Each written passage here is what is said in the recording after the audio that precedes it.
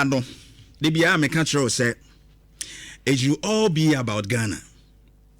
Na ade ba ko oman bia e de ye ne nchechireye ana etimi mo oban bia etimi kɔ nanim kese eye ne mra ana se emra pon a ebo oman no ho bra.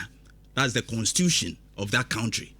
Ade ntini ye mra se be ya entotroye ne nhyehyeye betumi akɔ ne kwanso because uwo interest mesumi wo interest obi nya ya anko no de enka Ghana ska nyina yemfa megu na accounts mu no wonyusu but the mra wo ho se ye wo kwan e fa so yusu o man ni sika obi nya ya enko no so bi a keka akwan mu kura ka ase fa nyina no da wo pe no otimi ko block ka se ho ene wo de be ne bedroom enu nti mra wo ho se etimi eye nhyehyeye ye beboa makuru ene wo man puntuo etumi akonkan but Ghana ya mamra emfie bebura duasa yede ananti mua ne ade a yede kɔ yede mu no yehusi amamra no empani so udunso gufa ku atwahuro sanso na mre dane a odane wo ho ensusuye ne adwene a amamra no empanifo gina so a yede kyekyereye a yede hye ka bi maminka bi amamuo ase no ebre ekɔ nanim no yehu se abefo ensem a eba mu ene no ma ekɔ ninti etwa se nsakira ye ba mu se be ya yebeka ne say the modern day no yebetumi afit very well na di mpuntuo e di abrɛ nanso ni nyina achi no yehia emra ensakiraye a ebeboa na asumdue ene nkankro adimu se yehwe ye 1992 constitution over 30 years eka hu bi ena ama ye wa asumdue a ye wo mamu enhyehyeye wom fa kwan a ye fa so a ye to yaba ekwan fa so ye nhyehyeye bi no e kire wo sese yetimi abedrum pempensuwe na asumdue wo ho no a ye wo no ma bi wo ho no a ye ho nsakiraye a etwase ye hwe ne yie me say the 1992 constitution no enye se eye entirely ineffective anase enye papa but enoma bi wo ho a ye free se mre dan nti ye nane ye ho kakra no eno nkire se no ma bebere wo ho a ese ye koye a ede wo hawo ede bebre wo man no ne na no pay me be se oba Facebook the constitutional review committee omo reports akwakoma ban said ye emra ekire no ne koba ne sa aban so ma ne lawyer pani ehwehwem na omo di ho enkomo analyze bibia eduty attorney general or say each recommendation womo ye bia no sa aban gitu mu so anya ntum bia no ejina womo hwehwemu o maye ne duso o madoso no ahwehwe hu say we di aban pe and when it comes like this the government of the day aban a woteso sa abre no and will make it that decision na womo ateki that decision no say we di ye hwe a ebeboa we emwa. Currently, the Attorney General ya aban lawyer pani kire say aban no wo so atena se ahwe mu hu say bi wo ho a wo mo gitum bi so wo ho a wo mo nyintum. I just want you to listen to him shortly. Na fe ye wi a ne ebobo ho ne ye di hu nkomo. Nti the Attorney General of the Republic of Ghana ekasai yentie no kakra. Position on the final recommendations of the committee, government examine each recommendation against the relevant provisions of the 1992 Constitution of the Republic of Ghana to assess the nature, scope, and implications of the proposed amendment. Each recommendation was then subjected to rigorous constitutional and legal analysis, including whether it touched on entrenched or non-entrenched provisions of the Constitution, and whether its underlying objective could be achieved through other legislative or administrative means. We also examined the recommendations in light of the work of prior constitutional reform commissions or committees, such as the report of the 2010 Constitution Review Commission, in order to ensure continuity and consistency in the reform process. As I've noted earlier, when I submitted a draft position paper to Cabinet, extensive deliberations were held and each recommendation was interrogated, weighed against the practical experiences of our country and refined before Cabinet granted approval to this position paper. I have underscored the importance of this process in order to highlight the fact that the position paper being published today is not the product of one ministry or one department of government or a group of technocrats sitting somewhere in a corner and working at it. On the contrary, it is the product of the considered thoughts of the men and women who have been given the honor. Enti utia we the Attorney General aban lawyer penny on ukra ya swafo hwe atentene ne ho nsem so en wo kire se wono mo eka wani hwe emambra na ye wode eno no Parliament betimi aye nsesan ye bra ye betu omanimu a de ye wode nso eka na entrenched position eno de je se ba ma amanfo no ye Ghana fo no ye kire ya dwene se ye gituma na se ye nyintum na eno no ye friend referendum no etimi koso enti wo kire se wo ma kai ni nyina hu se de eba ye ne bi wo ho no mo etache on eye de se Ghana fo nyina kire o ma dwene de nso bi wo so ese ko Parliament no mutimi de 2/3 majority timi puchi eko ni nyina ho asem wa kire but se wo hwe ba ko aka ho a eno ma beye miensa enan bi a me hu ni se ese ye hwe ni yie ebi nso betumi akọ eye referendum ni mu a edu wa Ghana fo yen ye be kire ya dwene na ese yetimi hwe ni yie. That's what I'm talking about.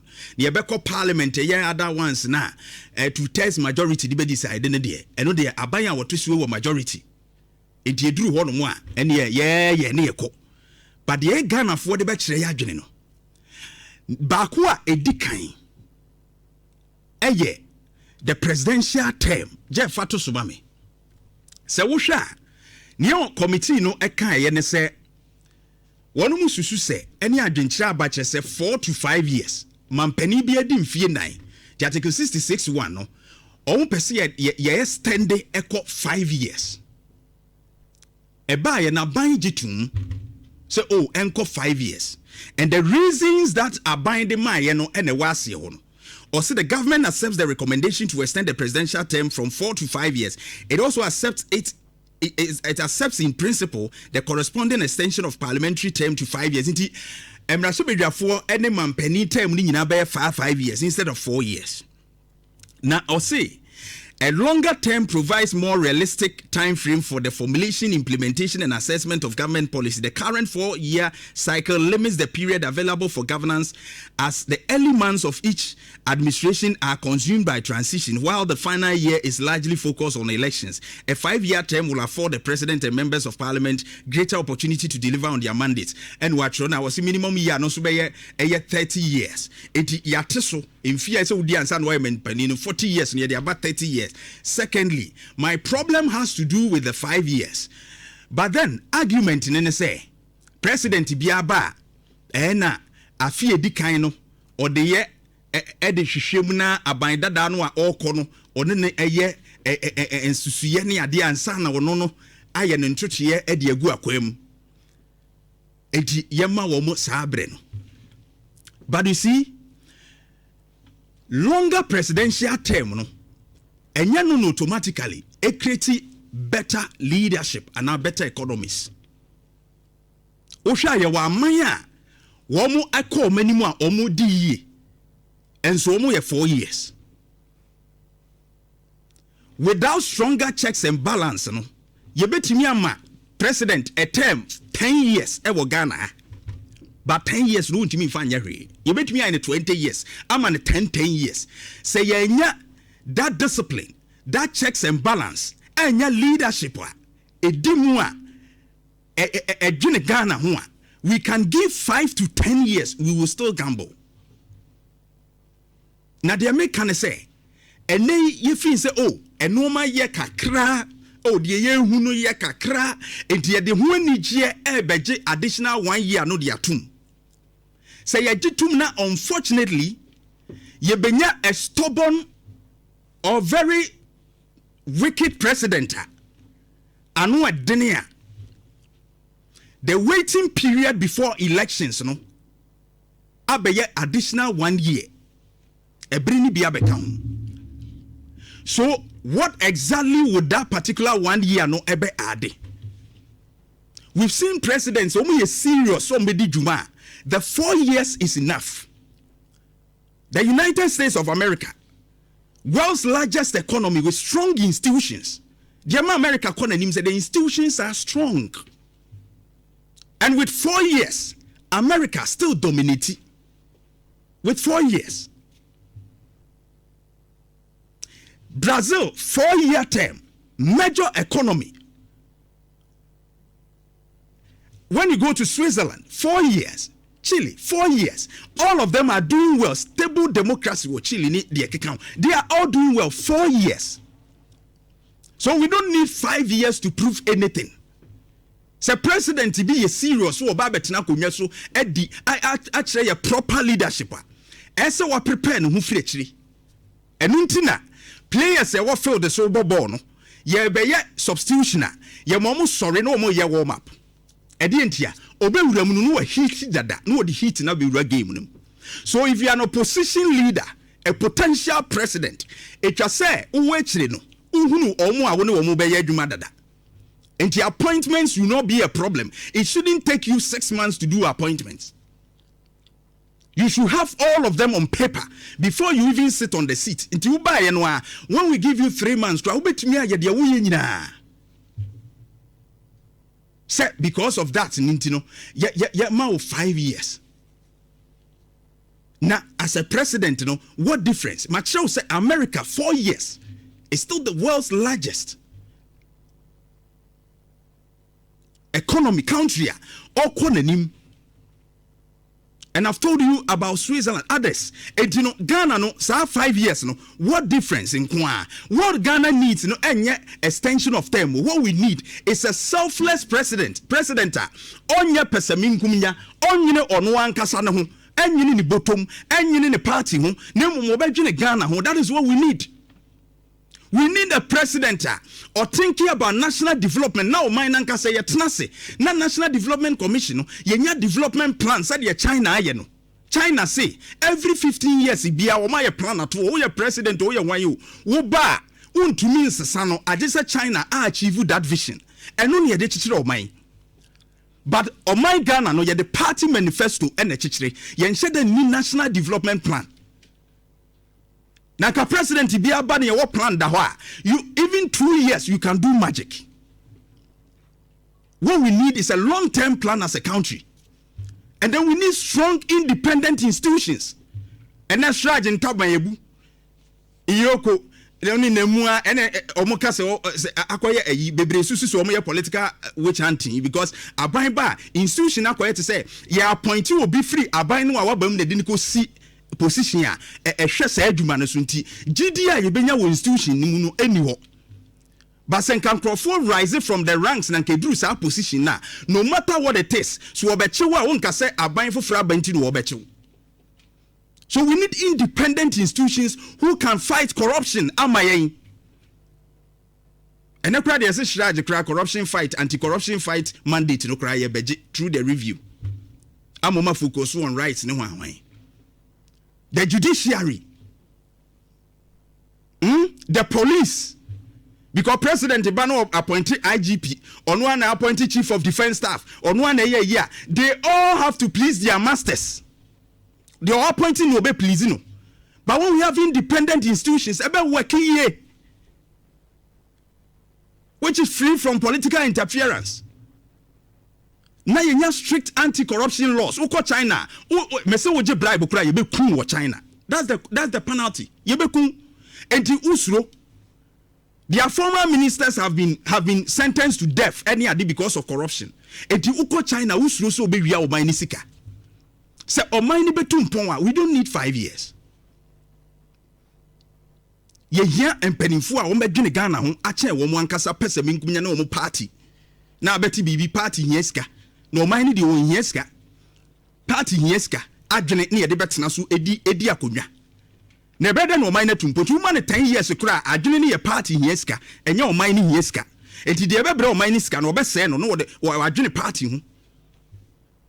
With all those things I'm mentioning in places no yenya long-term development plan president or yes selfless institutions ye independent work actively I may say we don't need 5 years. By ya nya sa no ma we nyina opa me president ni 10 years 20 years o mai baby e gina na e be gina.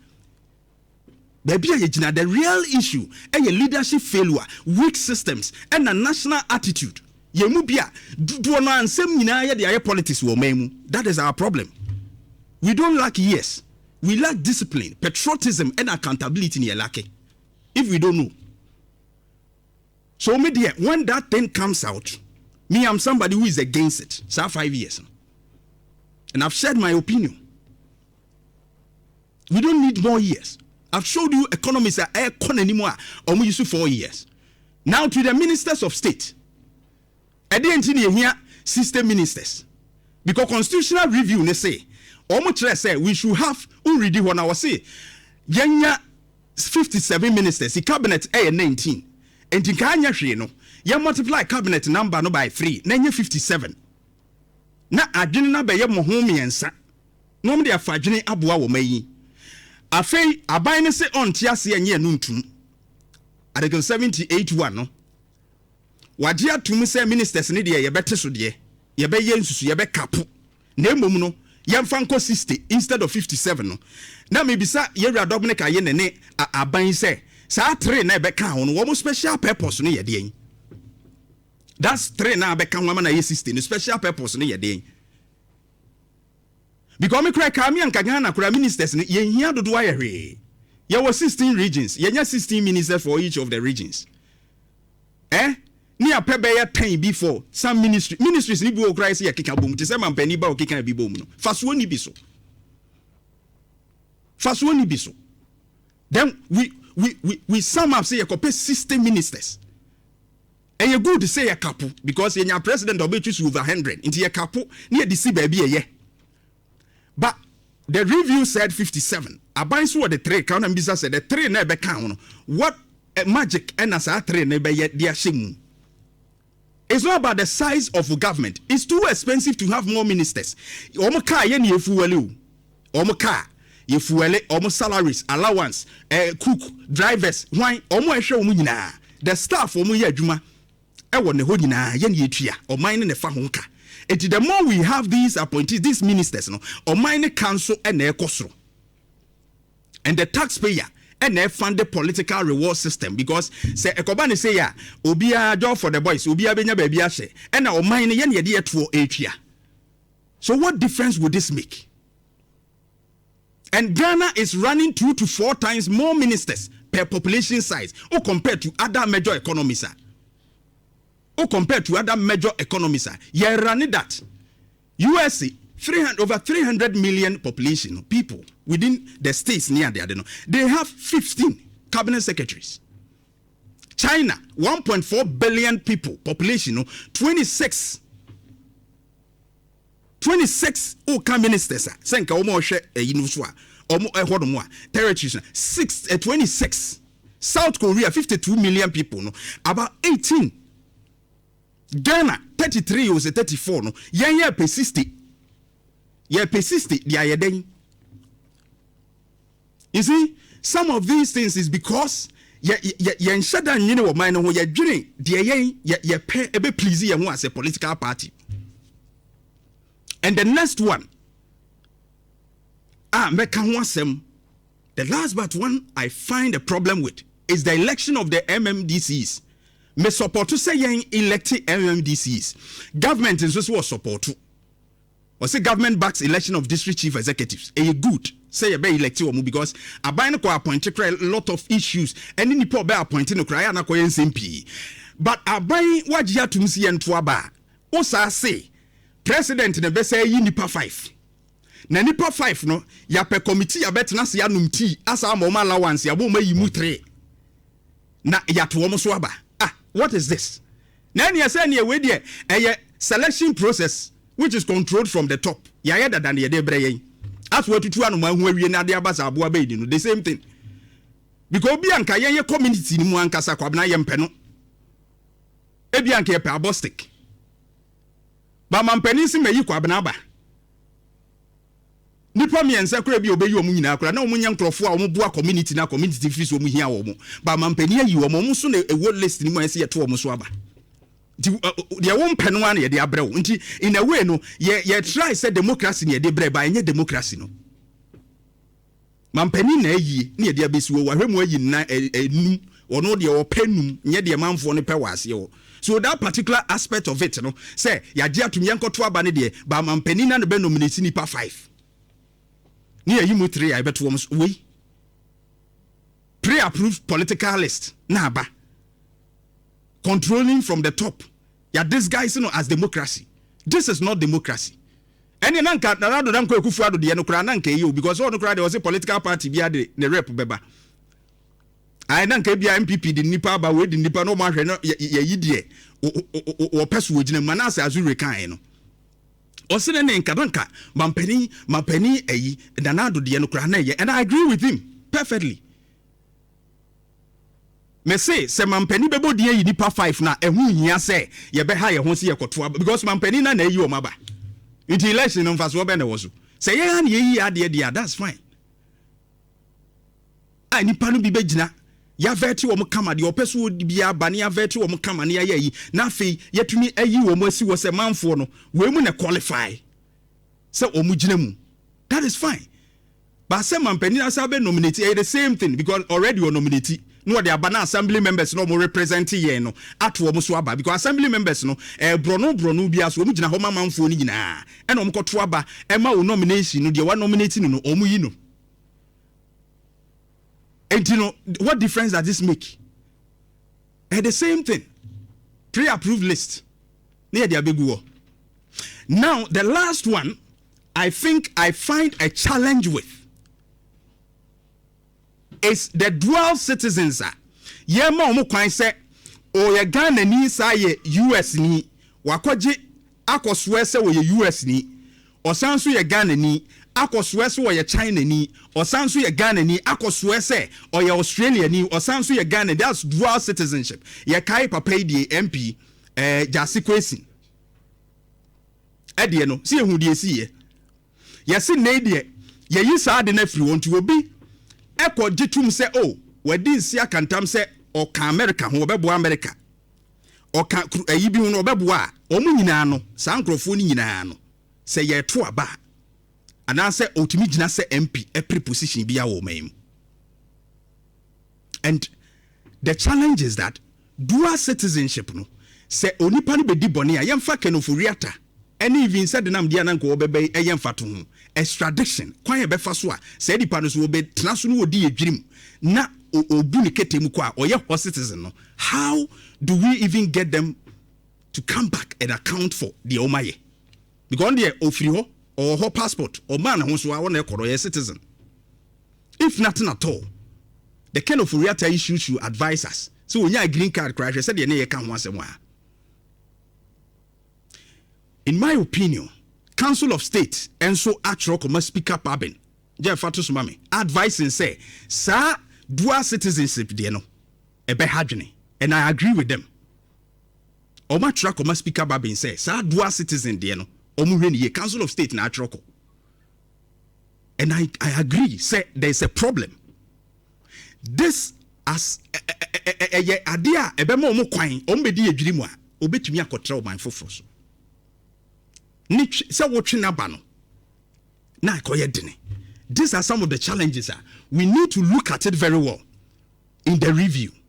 And I think that Ghana for nyina nso we have to take note. The year entrenched in the bar, we need to decide. In Nhyira 104.5. Kwabena